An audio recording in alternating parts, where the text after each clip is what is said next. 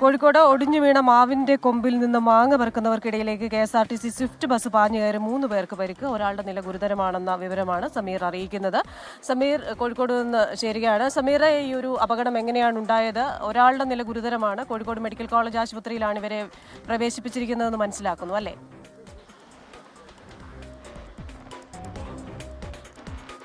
Good morning SKN, GK and Christina. Kozhikode താമരശ്ശേരിയിലാണ് ഇത്തരമൊരു അപകടം ഉണ്ടായിരിക്കുന്നത്. ഇന്ന് പുലർച്ചെ 5:30 കൂടിയാണ് അപകടം ഉണ്ടായിരിക്കുന്നത്. ബംഗളൂരുവിൽ നിന്ന് കോഴിക്കോട്ടേക്ക് വരികയായിരുന്ന സ്വിഫ്റ്റ് ബസ് ഇടിച്ചാണ് 3 പേർക്ക് പരിക്കേറ്റിരിക്കുന്നത്. ഈ 3 പേർ റോഡിലേക്ക് പൊട്ടി വീണ മാവിൻ്റെ കൊമ്പിൽ നിന്ന് മാങ്ങ പറിക്കുകയും അതുപോലെ റോഡിലേക്ക് വീണ മാങ്ങ പെറുക്കിയെടുക്കുകയുമായിരുന്നു. ഇതിനിടയിലേക്കാണ് ഈ ബസ് പാഞ്ഞു കയറുകയും ഈ 3 പേർക്ക് പരിക്കേൽക്കുകയും ചെയ്തിരിക്കുന്നത്.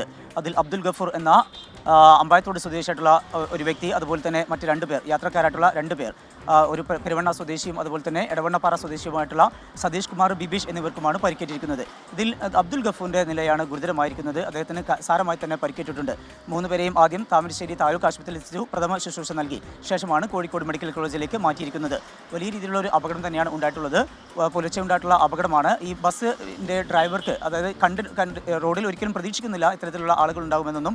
അത്തരത്തിൽ അതിനകത്തേക്കാണ് ഈ വാഹനം ഓടിച്ചു കയറുകയും പിന്നീട് 3 പേർക്ക് പരിക്കേൽക്കുകയും ചെയ്തിരിക്കുന്നത്. ഏതായാലും ഇതിൽ ഒരാളുടെ നില ഗുരുതരമായി തുടരുകയാണ്. 3 പേരും കോഴിക്കോട് മെഡിക്കൽ കോളേജിൽ ചികിത്സയിൽ കഴിയുകയാണ്.